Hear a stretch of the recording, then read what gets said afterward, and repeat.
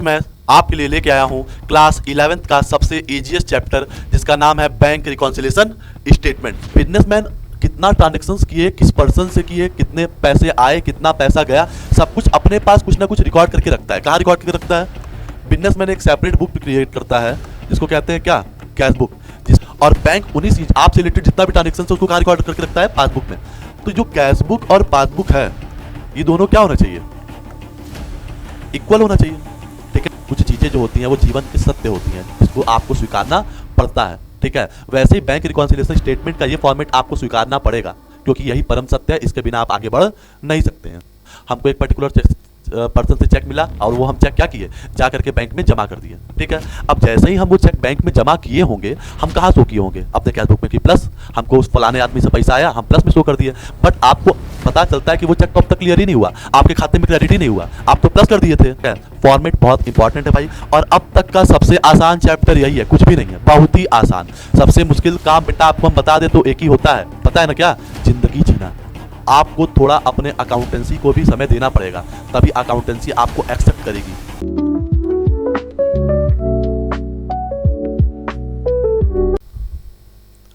Hello students, welcome back to the channel Comet Hub. तो आज मैं आपके लिए लेके आया हूं क्लास 11th का सबसे इजीएस्ट चैप्टर जिसका नाम है बैंक रिकॉन्सिलिएशन स्टेटमेंट। ठीक है, मोस्ट प्रोबेबली होता क्या है, ठीक है, कि बैंक रिकॉन्सिलिएशन स्टेटमेंट हमें पता नहीं होता है कि हम क्यों प्रिपेयर करते हैं और कैसे प्रिपेयर करते हैं। ठीक है, इसका रीजन क्या है प्रिपेयर करने का और इसका अकाउंटिंग में यूज क्या है। ठीक है, तो आज हम इस चैप्टर में इसके कुछ प्रैक्टिकल क्वेश्चंस के साथ इन सारी चीज़ों के बारे में डिस्कस करेंगे। ठीक है, साथ ही साथ हम फॉर्मेट बताएंगे आपको बैंक रिकॉन्सिलिएशन स्टेटमेंट पे, और ये भी बताएंगे कि बैंक रिकॉन्सिलिएशन स्टेटमेंट आपका बनता क्यों है। तो देखिए, सबसे पहले हम आपको ये बताना चाहते हैं, ठीक है, अगर हम बात करते हैं बैंक रिकॉन्सिलिएशन स्टेटमेंट जिसको क्या कहा जाता है, बीआरएस कहा जाता है। ठीक है, ये हर मंथ के एंड में बनाया जाता है। कब बनाया जाता है? हर मंथ के एंड में, 31 मार्च हो या 31 दिसंबर हो या 30 जनवरी हो या 30 जून हो, कुछ भी हो, हर बार ये कब प्रिपेयर होता है? मंथ के एंड में। अब क्यों प्रिपेयर होता है भाई? सबसे बड़ी समस्या तो ये हो गई कि क्यों प्रिपेयर होता है। तो आप सबको पता है कि बिजनेसमैन, कौन भाई? बिजनेसमैन जो भी होते हैं, ठीक है, बिजनेसमैन अपना करंट अकाउंट ओपन किए होते हैं बैंक के साथ। ठीक है, और बैंक से रिलेटेड जितना भी ट्रांजैक्शंस होता है उस करंट अकाउंट में करते रहते हैं। ठीक, तो बिजनेसमैन कितना ट्रांजैक्शंस किए, किस पर्सन से किए, कितने पैसे आए, कितना पैसा गया, सब कुछ अपने पास कुछ ना कुछ रिकॉर्ड करके रखता है। कहाँ रिकॉर्ड करके रखता है? बिजनेसमैन एक सेपरेट बुक क्रिएट करता है जिसको कहते हैं क्या, कैश बुक, जिसमें कैश कॉलम भी होते हैं और बैंक कॉलम भी होते हैं। आप कैश बुक पढ़े होंगे, ठीक है, तो cash book, single column cash book में जहां पे बस कैश ट्रांजैक्शन रिकॉर्ड होते थे, और डबल कॉलम कैश बुक में क्या होते थे? कैश और बैंक दोनों कॉलम के ट्रांजैक्शंस रिकॉर्ड होते थे। कैश से रिलेटेड कैश में जाता था, बैंक से रिलेटेड बैंक में जाता था। ठीक है, तो कैश बुक में हम बस कैश ट्रांजैक्शंस को रिकॉर्ड करते थे, डेबिट साइड में कितना पैसा आया, कितने किस वजह से आया, और क्रेडिट साइड में कितना पैसा गया, किस वजह से गया, इन सारी चीजों को हम रिकॉर्ड करने का काम करते थे। ठीक है, तो बिजनेसमैन अपने पास बैंक से रिलेटेड सारा ट्रांजैक्शंस क्या करता है? रिकॉर्ड करके रखता है। कहां पर रिकॉर्ड करके रखता है? कैश बुक में। ठीक है, और जो बैंक होता है वो भी अपने पास सारे ट्रांजैक्शंस को रिकॉर्ड करके रखता है। अब बैंक कहां रिकॉर्ड करके रखता है?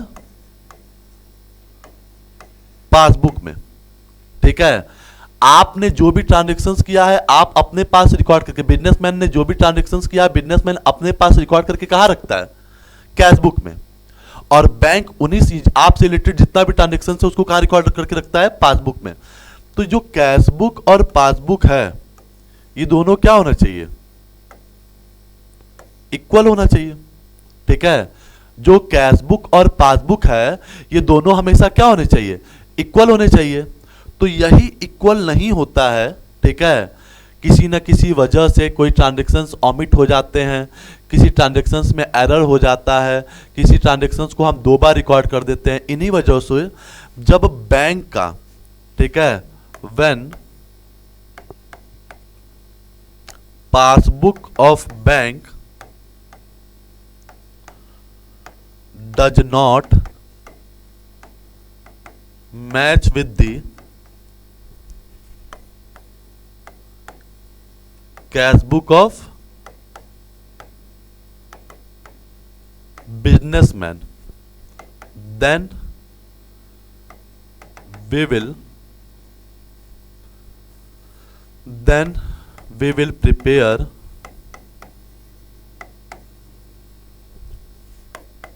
bank reconciliation statement। हम ऐसे इसको डिफाइन कर सकते हैं, ठीक है।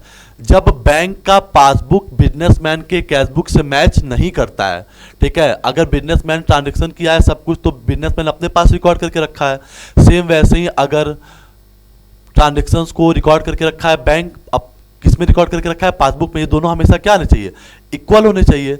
जब ये दोनों इक्वल नहीं होते हैं, इसीलिए क्या प्रिपेयर करना पड़ता है, बैंक रिकॉन्सिलिएशन स्टेटमेंट, ठीक है। इसीलिए हमने ये लिखा है कि when the passbook of bank does not match with the cash book of businessman, then we will prepare bank reconciliation statement। और बैंक रिकॉन्सिलिएशन स्टेटमेंट की एक खास बात होती है, क्या खास बात होती है भाई, bank reconciliation statement month wise prepare होता है, हर मंथ में प्रिपेयर करते हैं, ठीक है। और हर मंथ में प्रिपेयर करने के साथ हम एक बात को हमेशा ध्यान रखते हैं, क्या ध्यान रखते हैं कि भाई कि जो बैंक रिकॉन्सिलिएशन स्टेटमेंट का जो जिस डेट का आप बना रहे, जिस मंथ का बना रहे हैं, उसी मंथ तक सारे ट्रांजेक्शन्स क्या हो जाने चाहिए, कंप्लीट हो जाने चाहिए, ठीक है।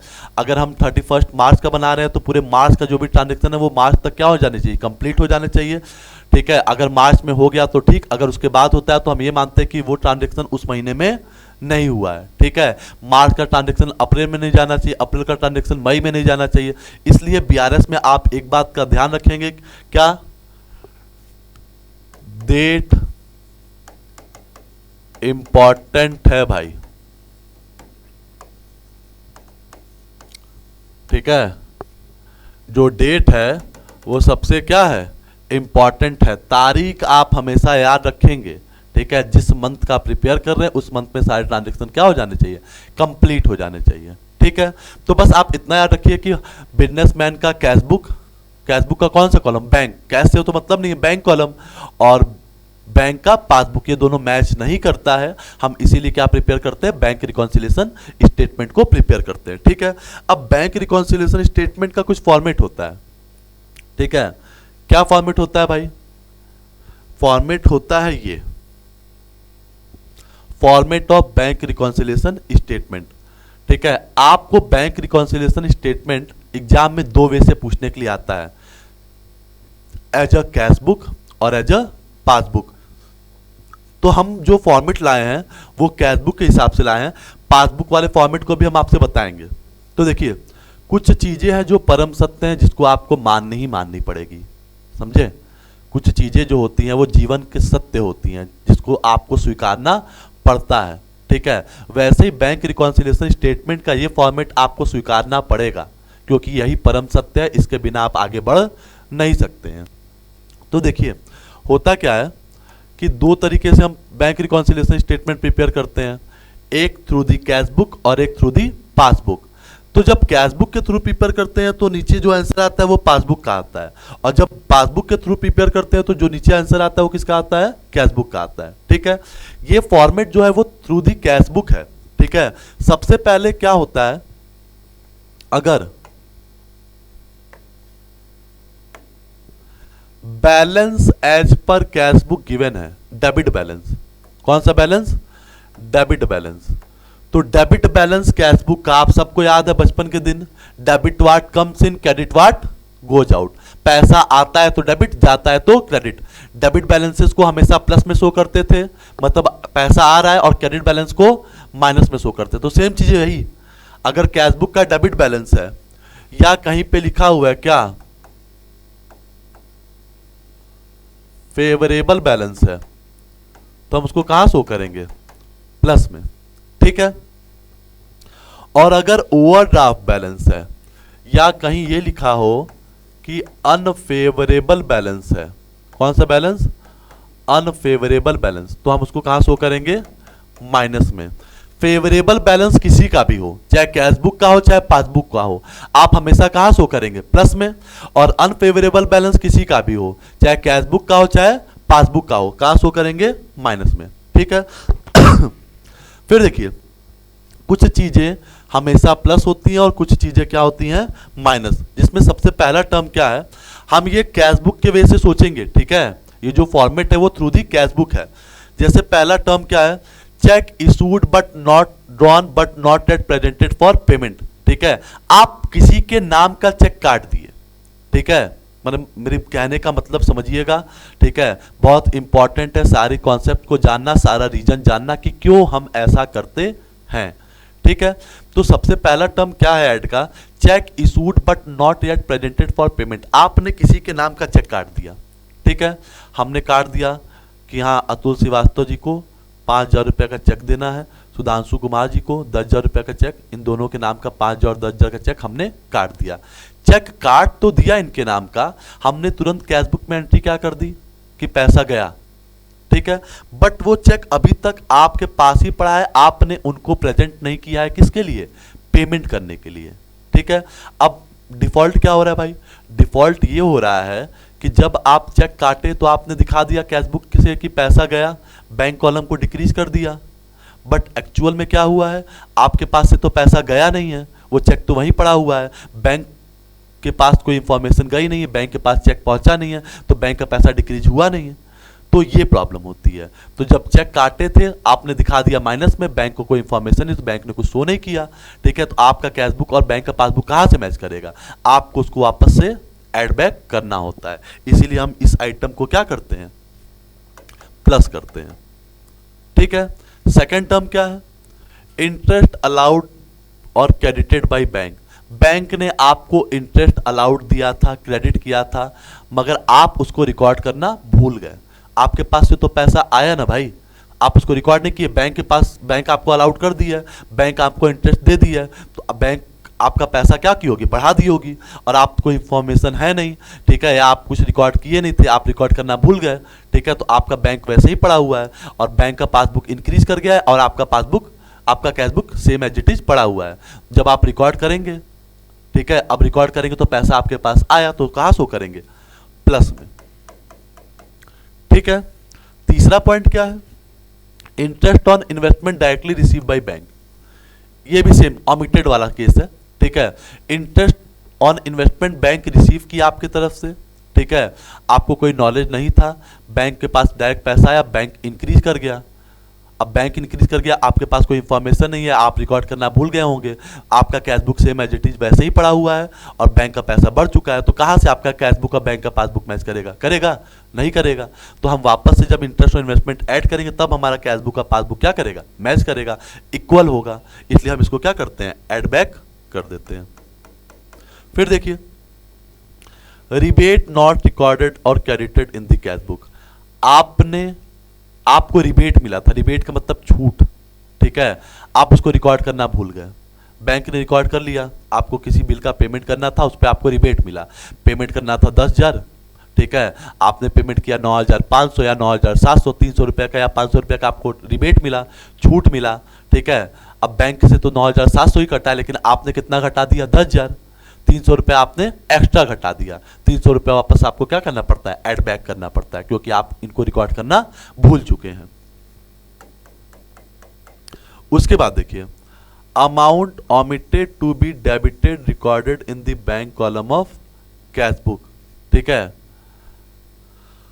हम कुछ अमाउंट को रिकॉर्ड करना क्या करते हैं, भूल जाते हैं, डेबिट हुआ है, ठीक है, amount omitted to be debited recorded in the bank column of cash book but credited in the passbook, ठीक है।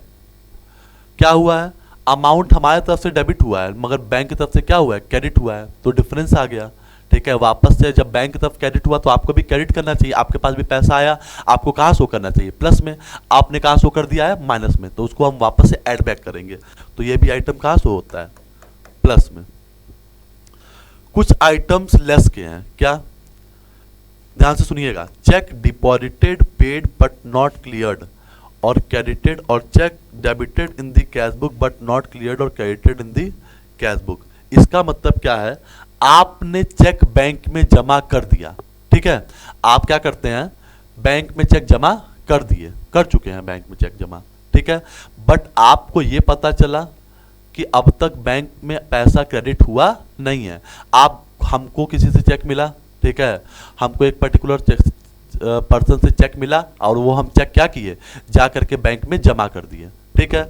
अब जैसे ही हम वो चेक बैंक में जमा किए होंगे, हम कहाँ शो किए होंगे, अपने कैश बुक में, कि प्लस, हमको उस फलाने आदमी से पैसा आया, हम प्लस में शो कर दिए, बट आपको पता चलता है कि वो चेक तो अब तक क्लियर ही नहीं हुआ, आपके खाते में क्रेडिट ही नहीं हुआ, आप तो प्लस कर दिए थे, लेकिन एक्चुअल में तो पैसा आया नहीं, तो वापस से आपको क्या करना पड़ेगा, माइनस, तभी जाके आपका कैश बुक और पासबुक मैच कर पाएगा, ठीक है। इसीलिए हम इस आइटम को कहाँ शो करते हैं, माइनस में शो करते हैं, ठीक है। उसके बाद देखिए, बैंक चार्जेस ली, बैंक चार्जेस ली, आप रिकॉर्ड करना भूल गया, बैंक चार्ज लेगी तो पैसा जाएगा, आपके पास से तो गया नहीं, आप रिकॉर्ड किए नहीं थे, लेकिन बैंक तो डिक्रीज कर दी है, आपको भी डिक्रीज करना पड़ेगा, इसलिए इसको क्या करते हैं, लेस करते हैं। फिर देखिए, इंटरेस्ट ऑन ओवरड्राफ्ट और interest debited in the passbook, bank overdraft पे इंटरेस्ट अलाउड, मतलब डेबिट की है, और साथ ही साथ ऐसा भी हो सकता है कि बैंक इंटरेस्ट चार्ज की हो किसी चीज का, तो बैंक इंटरेस्ट ऑन ओवरड्राफ्ट लेगी या किसी और भी चीज का इंटरेस्ट चार्ज करेगी तो पैसा जाएगा, आएगा नहीं, ठीक है। तो पैसा जा रहा है और आपने माइनस में शो नहीं किया, बैंक तो आपका अकाउंट डिक्रीज कर चुकी है, मगर आप अपना अकाउंट कैश बुक का डिक्रीज नहीं किए हैं, तो कैश बुक और पासबुक मैच नहीं कर रहा होगा, तो वापस से आपको क्या करना पड़ेगा, लेस करना पड़ता है। फिर देखिए, बिल और चेक डिसऑनर्ड, जब कोई बिल और चेक डिसऑनर्ड हो जाए, ठीक है, बिल या चेक डिसऑनर्ड हो जाता है, आपने चेक जमा किया, बिल जमा किया, आप उसको प्लस में शो कर दिए होंगे कि आपके पास पैसा आया, आप कैश बुक को इंक्रीज कर दिए, बट एक्चुअल में बैंक चेक को डिसऑनर्ड घोषित कर दी, ठीक है, बिल क्या हो गया, डिसऑनर्ड हो गया, ठीक है, तो वापस से आप, बैंक के पास तो पैसा आया नहीं, बैंक एज इट इज आपका अमाउंट सेम रखी है, लेकिन आप अपने कैश बुक में बैंक का अमाउंट क्या कर दिए, इंक्रीज कर दिए, तो वापस से आपको क्या करना पड़ेगा कि कैश बुक को क्या करना पड़ेगा, डिक्रीज करना पड़ेगा, क्योंकि जो आप पैसा प्लस करके रखे हैं वो एक्चुअल में आया नहीं है, तो वापस से आपको क्या करना पड़ेगा, उसी अमाउंट से बैंक को डिक्रीज करना पड़ेगा, इसलिए हम इसको क्या कर देते हैं, माइनस कर देते हैं। फिर देखिए, डिस्काउंटिंग चार्ज रिकॉर्ड करना भूल गया, ठीक है, आपने किसी को डिस्काउंट दिया था, देखिए हमको डिस्काउंट मिला था तो हम प्लस कर रहे थे, अब हम डिस्काउंट चार्ज हो रहा है तो हम क्या करेंगे, माइनस करेंगे। आप किसी को डिस्काउंट दिए, आपको लेना था 50,000 और आप लिए 49,000, बस 1,000 रुपये नहीं लिए, तो आप दिखा दिए कि हमको 50,000 पूरा मिल गया, 1,000 डिस्काउंट दिखाया ही नहीं, ठीक है, बट एक्चुअल में कितना पैसा मिला आपको, 49,000, 1,000 तो आपको मिला नहीं है, तो वापस से इस आइटम को हम कहाँ शो करते हैं, माइनस में, क्योंकि डिस्काउंट चार्जेस से पैसा क्या हो रहा होता है, जा रहा होता है। फिर देखिए, amount directly paid by bank, bank कुछ चीज़ों का पैसा डायरेक्टली दे देती है, ठीक है, इंश्योरेंस प्रीमियम का पैसा दे देती है, किसी और इंस्टॉलमेंट का पैसा दे देती है, ठीक है, और आपको याद नहीं है, बैंक से पैसा जा चुका है, आप अपने कैश बुक से डिक्रीज नहीं किए, तो वापस से आपको पता चला, तो आपको क्या करना पड़ेगा, डिक्रीज करना पड़ेगा, क्योंकि पैसा क्या हो रहा है, जा रहा है, ठीक है। अब नीचे जो भी आंसर आता है इनको हम ऐड कर लेते हैं, इनको भी ऐड कर लेते हैं, ठीक है, डिफरेंस निकालते हैं, देखते हैं प्लस आइटम ज्यादा है कि माइनस आइटम ज्यादा है, प्लस आइटम डिफरेंस निकालते हैं, प्लस वाला आइटम ज्यादा हो रहा होता है, इसका मतलब जो नीचे बैलेंस आएगा वो किसका आएगा, पासबुक का क्रेडिट बैलेंस आएगा, कौन सा बैलेंस आएगा, क्रेडिट बैलेंस, और माइनस वाले आइटम ज्यादा होते हैं, प्लस वाले आइटम ज्यादा कम होते हैं, तो हम ये मानते हैं कि कौन सा आइटम, कौन सा वो बैलेंस आ रहा है, ओवरड्राफ्ट बैलेंस, ठीक है, ये होता है। तो ये है आपका फॉर्मेट बैंक रिकॉन्सिलिएशन स्टेटमेंट का, जिनके बिना आप आगे बढ़ नहीं सकते हैं, ठीक है, आपको स्क्रीनशॉट लेना होगा, आप स्क्रीनशॉट ले सकते हैं, ठीक है, फॉर्मेट बहुत इंपॉर्टेंट है भाई, और अब तक का सबसे आसान चैप्टर यही है, कुछ भी नहीं है, बहुत ही आसान, सबसे मुश्किल काम बेटा आपको हम बता दे तो एक ही होता है, पता है ना क्या, जिंदगी जीना और कुछ भी नहीं। बाकी अकाउंटेंसी बहुत ही आसान है, कुछ भी नहीं है, फॉर्मेट याद है तो हो जाएगा। चलिए हम आपको एक और सजेशन देते हैं, ठीक है? क्या आप जब हम कैश बुक के वे से बना रहे हैं तो आप बस ये देखिए कि आपके पास पैसा आ रहा है कि पैसा जा रहा है। पैसा आ रहा है तो प्लस में शो कर दीजिए, पैसा जा रहा है तो माइनस में। जब क्वेश्चन पासबुक के वे से बोलता है तो आप याद रखिएगा ये जो भी लेस वाले आइटम्स हैं ये क्या हो जाते हैं, प्लस। जब क्वेश्चन एज अ पासबुक से बोलता है तो, और जितने भी ऐड वाले आइटम्स हैं वो क्या हो जाते हैं, लेस।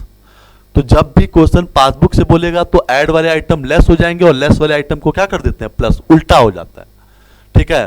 तो आप अभी जब हम लोग कैश बुक के बेस से करेंगे तो अपने आप को बिजनेसमैन मान लीजिए, बिजनेस वुमेन मान लीजिए, जो लड़कियां हैं, ठीक है? और ये देखिए कि आपके पास पैसा आ रहा है कि पैसा जा रहा है, आ रहा है तो प्लस, जा रहा है तो माइनस। और जब पासबुक के बेस से करने लगी है तो जस्ट अपोजिट, जो प्लस करते थे वो माइनस, जो माइनस करते थे वो प्लस। बाकी एकदम आसान चैप्टर है। आइए हम लोग प्रैक्टिकल क्वेश्चन देखेंगे तो और चीजें ज्यादा क्लियर हो जाएंगी।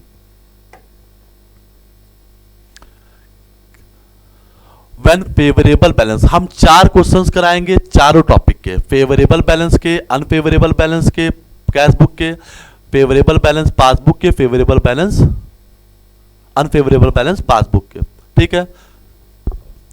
When favourable balance debit balance as per cash book is given, तो देखिए फॉर्मेट क्या होता है बैंक रिकॉन्सिलिएशन स्टेटमेंट का,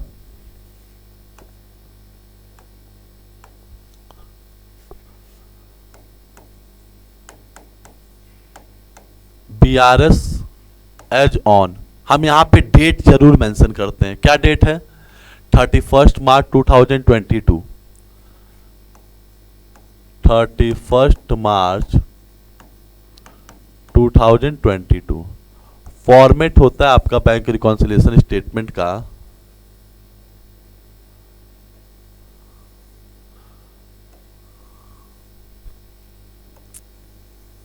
ये, आप सीधी लाइन खींचिएगा, ठीक है?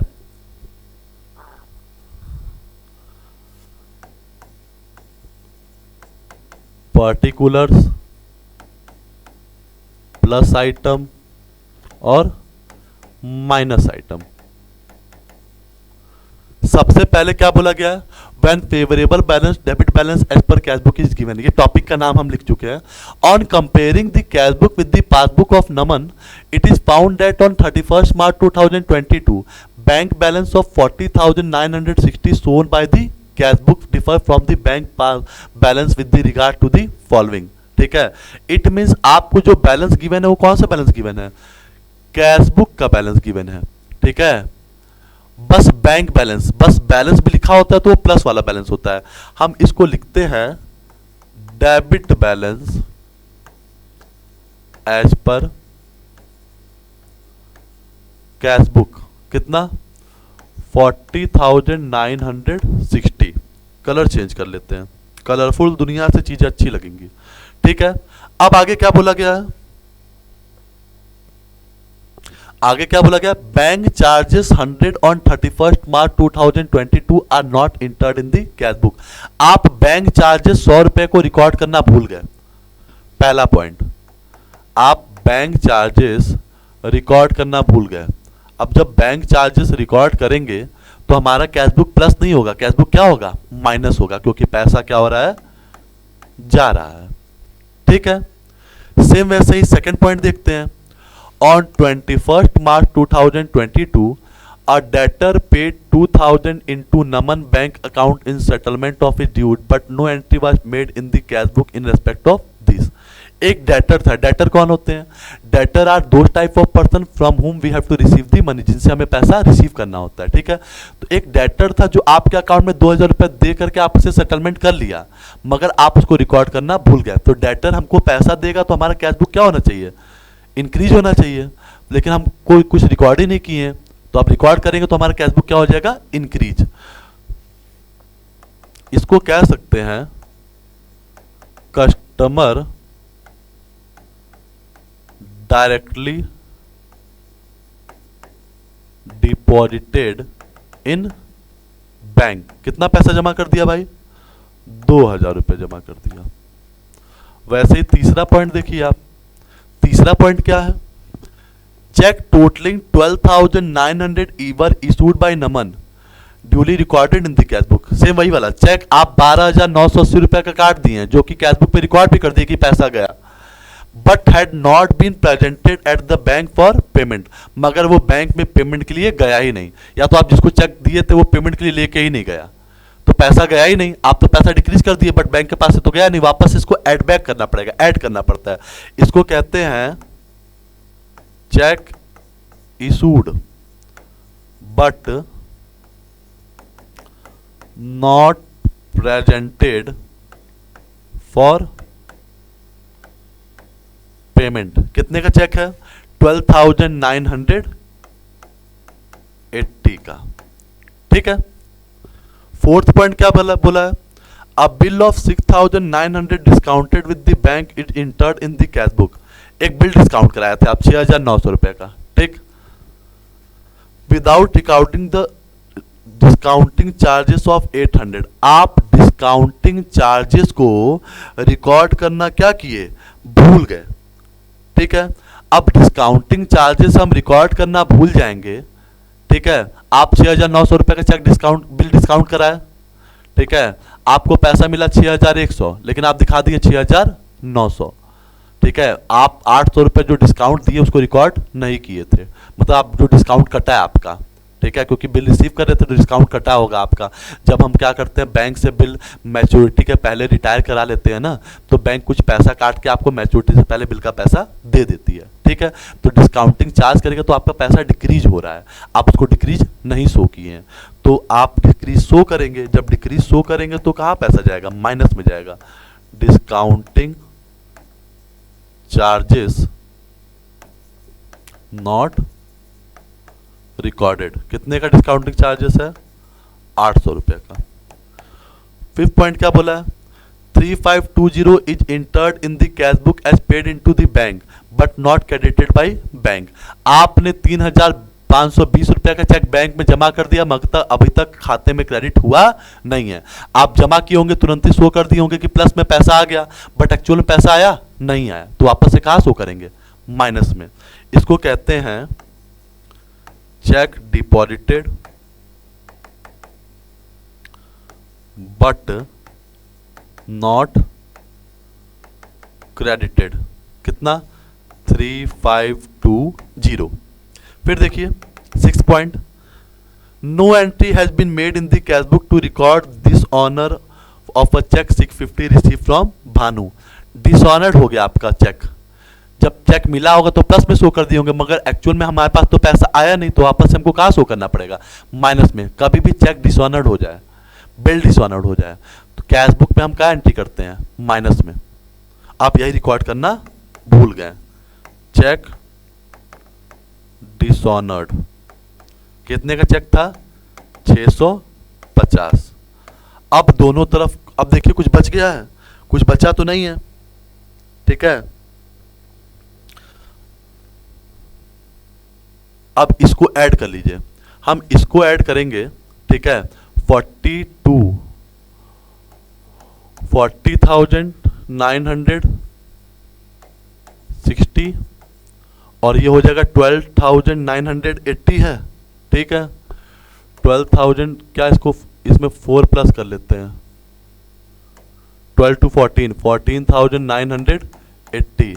0 8 से 14, 9 9 9 1 8 9 1 10 19 4, 55,940 आ रहा है आपका इधर का प्लस वाला आइटम, और माइनस वाला आइटम कितना आ रहा है, 3520, 801, 900 और 650। 5 2 7 9 5 14 6 20 3 2 5, 5,070 इधर का आ रहा है, ठीक है। तो प्लस वाला आइटम 55,940 है और माइनस वाला आइटम 5,070 है। डिफरेंस निकाल लीजिए, 5,070 डिफरेंस निकाल के माइनस करेंगे, आ जाएगा 50,870।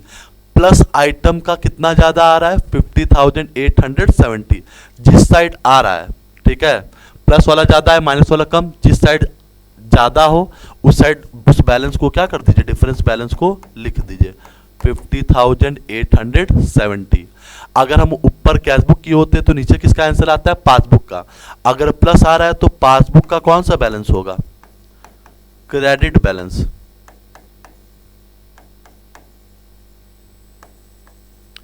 कौन सा बैलेंस होगा, क्रेडिट बैलेंस। अगर माइनस में आता है तो कौन सा बैलेंस होता है, डेबिट बैलेंस। क्यों, आपको याद होगा आपके अकाउंट में क्रेडिटेड लिखता है मतलब पैसा आया, डेबिटेड लिखता है मतलब पैसा गया। ठीक है, अब दूसरे टॉपिक का question, when favourable credit balance और overdraft balance cash book is given.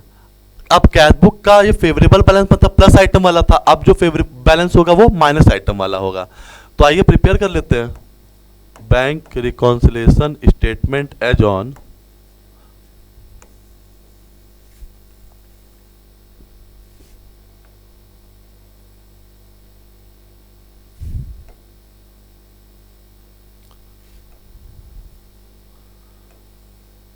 आप लाइन सीधी बनाना सीखिएगा। ठीक है, आपके पास स्केल है और हमारे पास स्केल नहीं है। पर्टिकुलर्स प्लस आइटम और माइनस आइटम। क्या बोला क्वेश्चन में भाई, व्हेन अनफेवरेबल क्रेडिट बैलेंस और draft balance as per cash book is given on 31 दिसंबर 2022। आपको बीआरएस बनाना है 31 दिसंबर 2022 का। Mittal brothers show an overdraft of 6,920। ठीक है, कैश बुक जो मित्तल ब्रदर्स का है वो क्या शो कर रहा है, ओवरड्राफ्ट। ओवरड्राफ्ट बैलेंस को हम क्या कहते हैं, क्रेडिट बैलेंस भी कहते हैं, क्योंकि कैश बुक में क्रेडिट बैलेंस कहाँ जाता था, माइनस में जाता था। एज पर कैश बुक कितना, 6,920। अब पहला पॉइंट क्या बोला है, debited by bank 200 on account of interest on overdraft and 50 on account of charges for collecting bills. 200 रुपया इंटरेस्ट ऑन ओवरड्राफ्ट का बैंक काटी और 50 रुपया बिल्स जो कलेक्ट किए उसका काटी। आप रिकॉर्ड करना भूल गए थे, ये दोनों केस में आपके पास से पैसा क्या हो रहा है, जा रहा है। कहां शो करेंगे, माइनस में। कैश बुक क्या करना पड़ेगा, डिक्रीज करना पड़ेगा भाई। तो इंटरेस्ट ऑन ओवरड्राफ्ट और साथ ही साथ बैंक चार्जेस दोनों शो करना पड़ेगा माइनस में। 200 है इंटरेस्ट ऑन ओवरड्राफ्ट और बैंक चार्जेस कितना है, 50 रुपीज। शो कर दीजिए। आप पूरा स्टेटमेंट लिखिएगा। ठीक है, हमें सारे क्वेश्चंस करा रहे हैं तो हम सारे स्टेटमेंट नहीं लिख रहे हैं। Check drawn but not in cash before 31 December 2022 for rupees 4,000।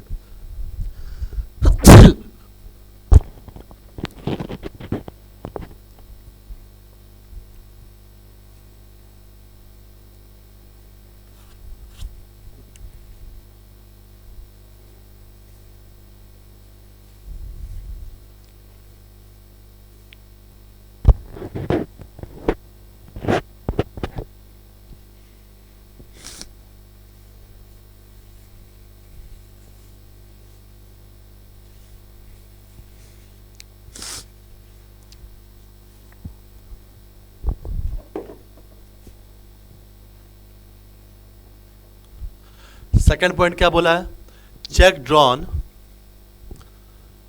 But not in cash before 31 December 2022 for rupees 4,000। It means आपने चेक इशू किया है मगर वो पेमेंट के लिए अब तक गया नहीं है। Cheque drawn but not in कैड। इन कैश का मतलब जो चेक कैश में कन्वर्ट नहीं हुआ है, जिससे पैसा मतलब बैंक अकाउंट आपका डिक्रीज नहीं हुआ है। तो जब चेक ड्रॉ किए होंगे तो आप बैंक अकाउंट डिक्रीज कर दिए होंगे, बट एक्चुअल में बैंक अकाउंट आपका डिक्रीज ही नहीं हुआ है क्योंकि वो पैसा इन कैश में कन्वर्ट हुआ ही नहीं है। तो वापस से इसको एड बैक करना पड़ेगा। कितना अमाउंट है, 4,000। थर्ड पॉइंट देखिए, the bank has collected interest credited 600 in the passbook. Interest bank credit की है, आपको कोई नॉलेज नहीं था, पता चल गया, तो आप इंटरेस्ट क्रेडिट बैंक करेगी तो आपके पास पैसा क्या होगा, पक्की बात है आपके पास पैसा आएगा। ठीक है, तो कहाँ शो करेंगे, प्लस में।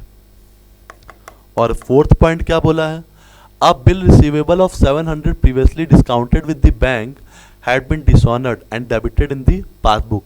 एक बिल था 700 रुपये का जिसको आप क्या किए थे, डिस्काउंट कराए थे, वो डिसऑनर्ड हो गया और बैंक उसको डेबिट भी कर दी, मतलब आपके पैसे को डिक्रीज भी कर दी है। आपको नॉलेज नहीं है, अब आपको नॉलेज मिला तो बिल डिसऑनर्ड हो गया। बिल या चेक डिसऑनर्ड हो जाता है तो वापस से हमको क्या करना पड़ता है, कैशबुक को डिक्रीज करना पड़ता है। तो ये लिख सकते हैं हम, बिल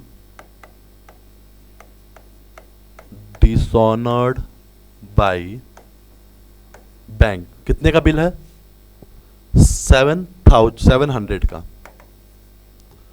फिर फिफ्थ पॉइंट देखिए, cheque paid into the bank but not collected and credited.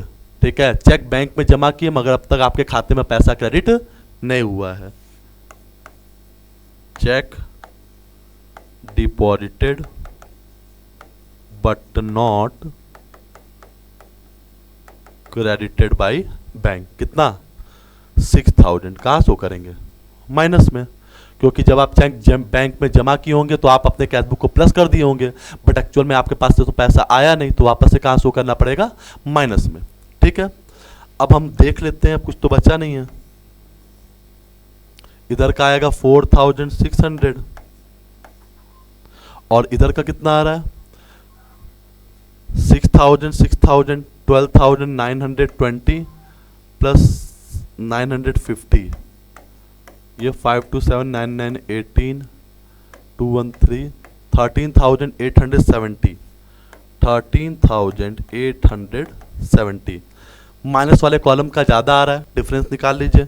4600 plus वाले आइटम को माइनस कर दीजिए, आंसर कितना आ गया, 9270।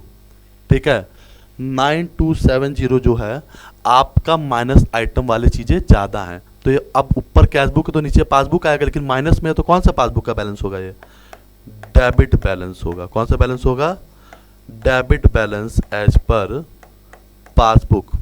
ये उसके ही स्टेट में होगा, आप उसको नोट कर लीजिएगा। ठीक है, आई थॉट ये भी क्लियर होगा आपको। अब देखिए, अब तक हम लोग बात कर रहे थे कैशबुक में, तो कैशबुक में हम लोग हमेशा फॉर्मेट से ही चलते हैं, जो हमने फॉर्मेट आपको दिखाया था। ठीक है, जो आइटम प्लस में जाते हैं वो प्लस में जाएंगे, जो आइटम माइनस में जाते हैं माइनस में जाएंगे। अब जो आगे के क्वेश्चंस हैं वो आपको मिलेंगे माइनस आइटम्स वाले। माइनस आइटम्स वाले मतलब कि अब हम लोग जो क्वेश्चंस करेंगे वो पासबुक के वे से करेंगे। ठीक है, हमको ऐसा या तो बैंकर बन के सोचना पड़ेगा या तो फॉर्मेट का जस्ट रिवर्स, जो ऐड करते थे वो माइनस करना होगा, जो माइनस करते थे वो प्लस करना होगा। ठीक है, तो देखिए नेक्स्ट क्वेश्चन, कलरफुल दुनिया के साथ चला जाए, हम लोग कुछ अलग कलर लिया जाए। ये कलर देखते हैं कैसा है।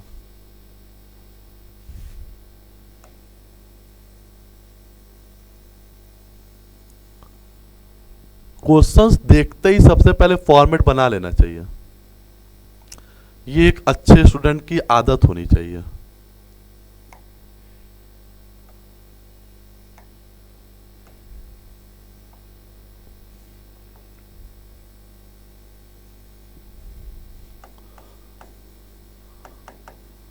Particulars plus item minus item, हमको इसी में क्वेश्चंस कराने, इसलिए हम ज़्यादा अच्छे से नहीं लिख रहे हैं। आपको BRS कब का बनाना है, 31 मार्च 2022 का। आप इसको सेंट्रल में कर दीजिएगा। ठीक, अब इतना याद रखिएगा, हमको फॉर्मेट का जस्ट रिवर्स करके चलना है। ठीक है, तो क्या बोला है, on 31 March 2022 the bank passbook of Radha show a balance of 15,000 to her credit. Credit balance जो होता है पासबुक का वो प्लस होता है, क्योंकि क्रेडिटेड चीजें है मतलब वो प्लस, डेबिट रहता है तो क्या करते हैं माइनस। तो credit balance as per passbook given है, कितना गिवन है भाई? 15,000। हम इसको कहाँ शो करेंगे? प्लस में। ठीक है, अब आगे देखिए क्या बोला गया है। पहला पॉइंट क्या बोलता है? पहला पॉइंट आपका ये बोलता है, पहला पॉइंट तो कर ही चुके हम लोग, दूसरा पॉइंट बच गया। दूसरा पॉइंट क्या बोला? Before that date she had issued cheque amounting to 8,000 out of which cheque amounting to 3,200 have so far been presented for payment.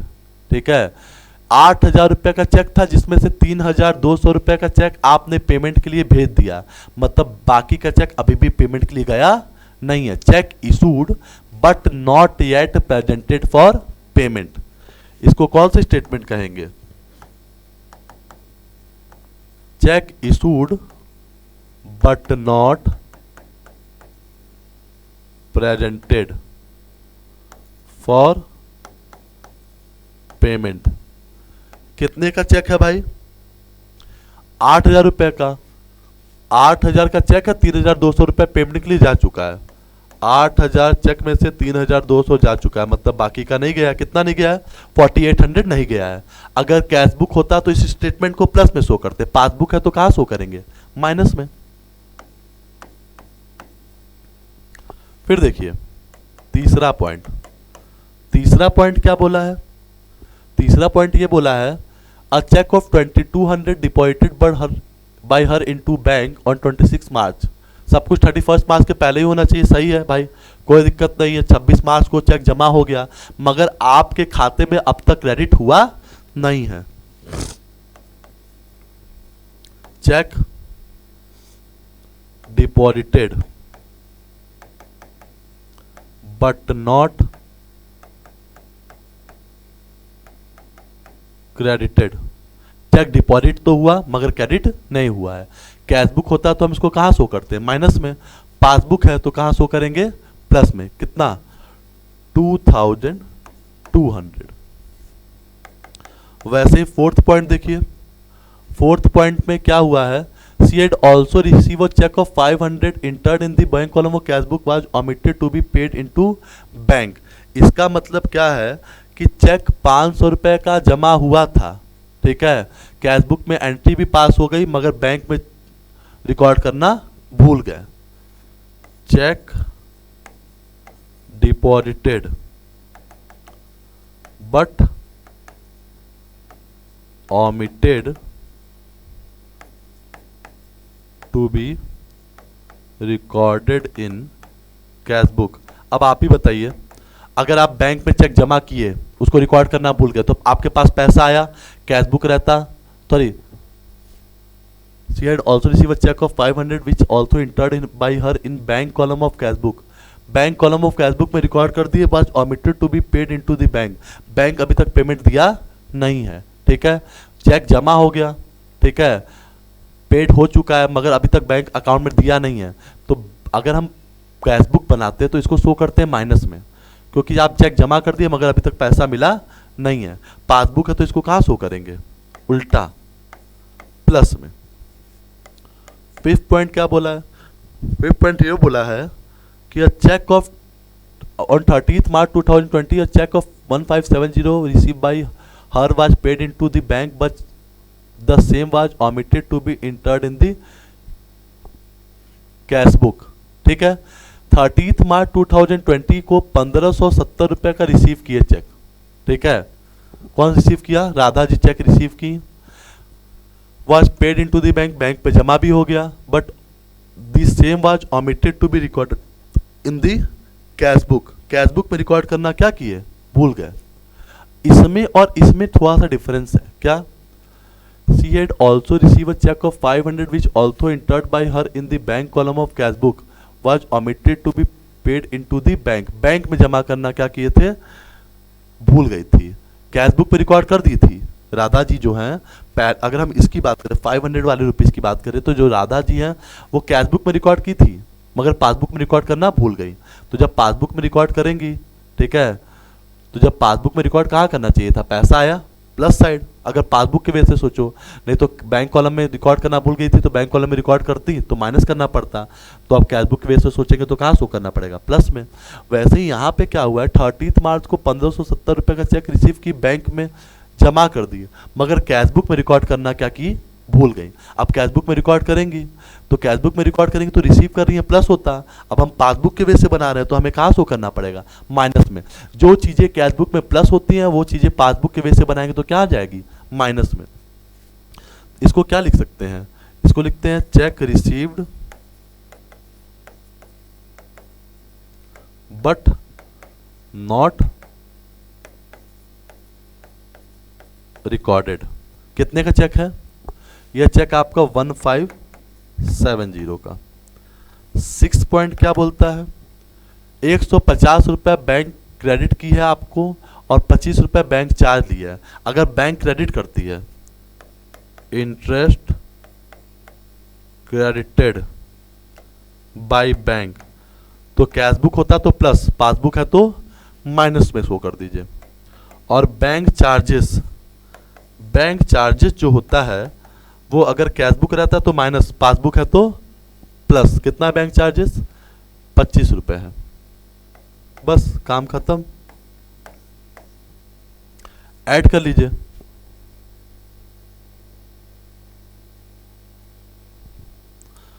ये हो जाएगा 15 2 17,200, 17,700, 17,725, 17,725, तो ये कितना हो जाएगा 4800, 1570 और 150, 07512 8195 14 15 415 6520, डिफरेंस निकाल दीजिए। 17725 डिफरेंस 6520, 0502, $11,205, ठीक है। प्लस वाले साइड ज़्यादा पड़ रहा है, लिख दीजिए। अब ऊपर पासबुक बनाया तो नीचे क्या आएगा, कैश बुक आएगा। इसको कौन सा बैलेंस लिखेंगे, debit balance as per cash book, ठीक है।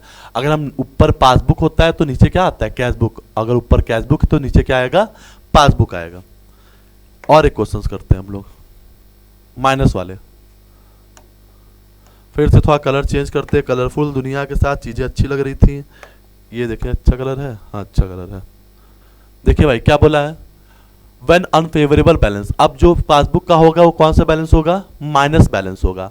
अब माइनस बैलेंस में क्या करते हैं भाई हम, on 31 Jan 2022 the passbook of Shri ML Gupta show a debit balance of 41,000। अब पासबुक का जो है वो कौन सा बैलेंस है, डेबिट बैलेंस है। कितने का डेबिट बैलेंस है, 41,000 का। हम बीआरएस प्रिपेयर कर लेते हैं।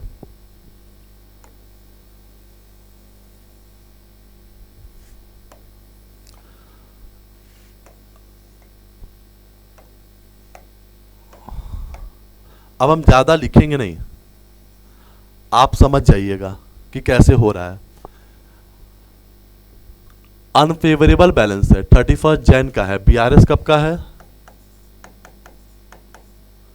As on 31 Jain. तो जो भी ट्रांजेक्शन है 31 जैन तक क्या हो जाना चाहिए, कंप्लीट हो जाना चाहिए। तो देखिए डेबिट बैलेंस है,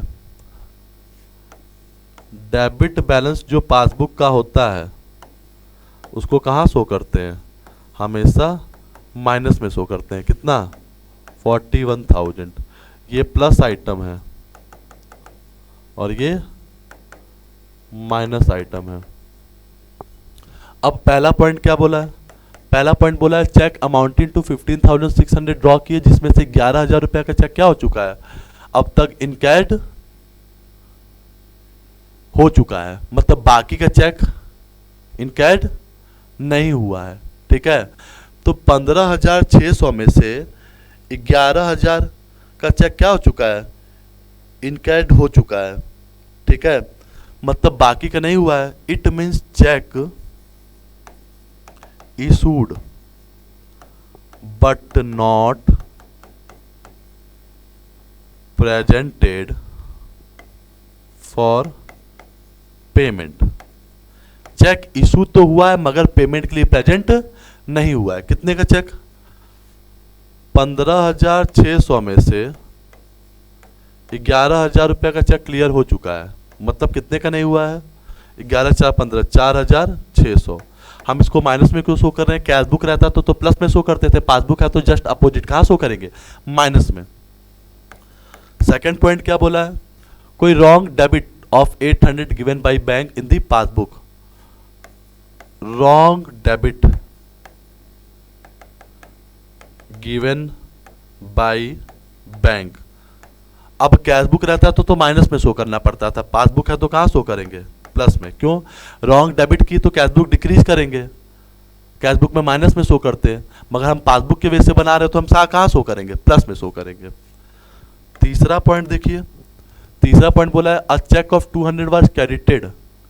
200 रुपये का चेक क्रेडिट हो चुका है मगर आप उसको रिकॉर्ड करना भूल चुके हैं। ठीक है, चेक वाज क्रेडिटेड, हम इसको कहाँ शो करेंगे? A cheque of 200 was credited in the passbook but was not recorded in the cash book. Cash book में रिकॉर्ड नहीं की, कैश बुक में रिकॉर्ड करते हैं। ठीक है, तो कहाँ रिकॉर्ड करेंगे? यहाँ पे प्लस में, क्योंकि क्रेडिट हुआ है। उसके बाद फोर्थ पॉइंट क्या बोला है? सॉरी, माइनस में रिकॉर्ड करेंगे ना, क्योंकि कैश चेक क्रेडिट हुआ है। ठीक है, आपके पासबुक, आपके को पैसा आया तो कैश बुक में कहाँ शो करते? प्लस। हम पासबुक बना रहे तो कहाँ शो करेंगे? माइनस में। फोर्थ पॉइंट क्या बोला है? Cheque amounting to 21,000 were deposited. आप 21,000 का चेक डिपॉजिट किए जिसमें से 7,400 का क्रेडिट हुआ है। कब? 5 फरवरी को। जो भी ट्रांजेक्शन है वो 31 जन तक क्या हो जाना चाहिए? कंप्लीट हो जाना चाहिए। मतलब चेक डिपॉजिट तो हुआ मगर क्रेडिट नहीं हुआ। समझे? कितने का चेक? 7,400 का। हम प्लस में क्यों शो कर रहे हैं? क्योंकि कैश बुक रहता था तो माइनस में, पासबुक है तो प्लस में। क्योंकि अभी हम जो कुछ भी सोचेंगे पासबुक की वजह से सोचेंगे। एक चेक डिसऑनर्ड हो गया, सिंपल सा कॉन्सेप्ट। चेक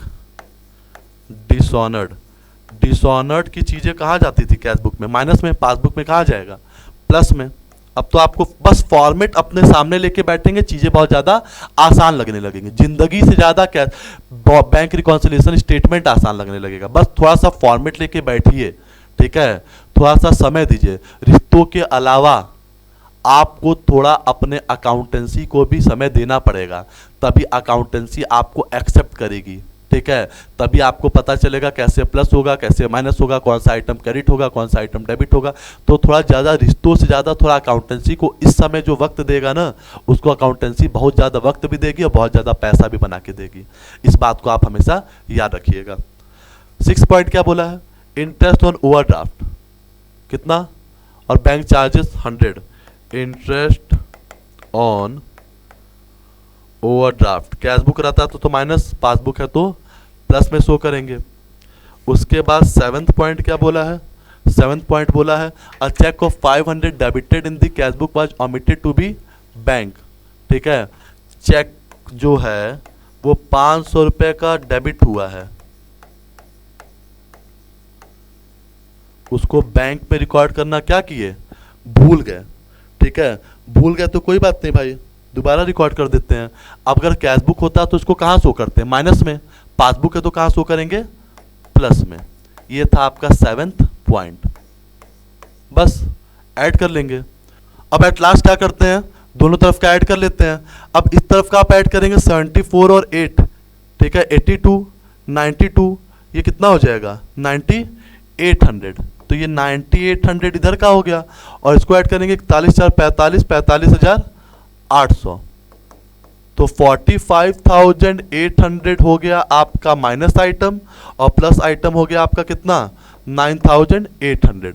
डिफरेंस लेंगे कितने का आ जाएगा? 36,000 का।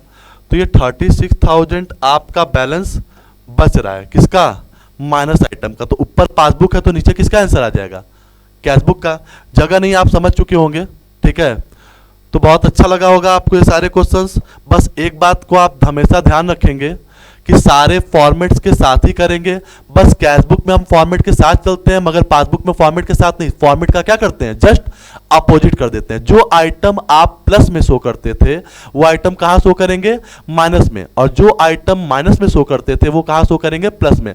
ऐसा बस और बस हम कब करते हैं, ऐसा बस हम करते हैं पासबुक के केस में। ठीक है, आई थॉट आपको क्लास बहुत अच्छी लगी होगी, बहुत मजा आया होगा। जल्दी मिलते हैं नेक्स्ट वीडियो में। बहुत बहुत धन्यवाद।